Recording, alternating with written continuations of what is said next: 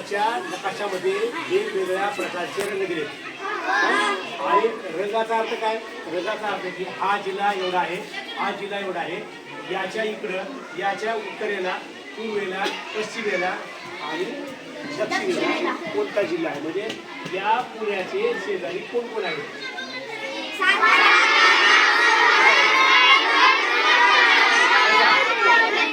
लातूरहून जर नाशिकला जायचं म्हणलं तर 1 2 किंवा होता 1 2 1 2 3 4 5.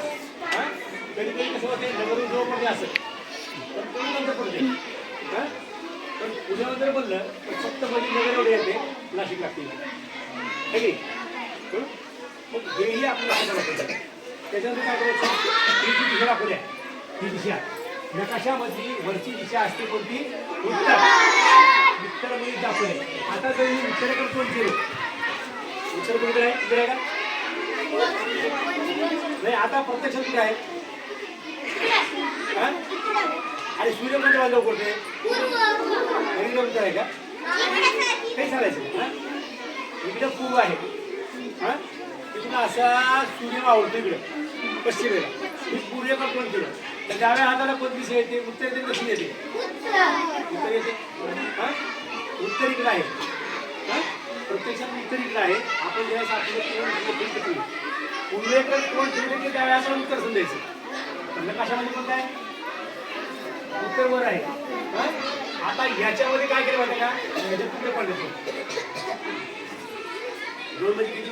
6 प्रशासकीय उघडे पडले. प्रशासकीय म्हणजे शासन चालवण्यासाठी मुख्याध्यापकावरतीच आहे. टीचर रूम तिकडे आहे. सगळे कसं घ्या का? आपल्या घरामध्ये सुद्धा बेडरूम वेगळे असते, किचन रूम वेगळं असते, बाथरूम वेगळं असतं, अंगण वेगळं असतं, खाणं वेगळं असतं. सगळं वेगळे असते का? नसते का? कसं इथं कारभार करण्यासाठी काय केले? त्याचे 6 विभाग पडले. हा जो विभाग आहे तो कोकण किंवा मुंबई म्हणतात. कोकण किंवा मुंबई म्हणतात. इथून जर एवढा मोडतो तो म्हणायचं औरंगाबाद, मराठवाडा. आता नाव बदललंय संभाजीनगर. हा जो वरचा भाग येतो हा खानदेश येतो बरं का वरचा. आणि इकडे कोणते येते? विदर्भ येते. त्याला काय म्हणायचं? काय नाव दिला? विदर्भ. बरोबर.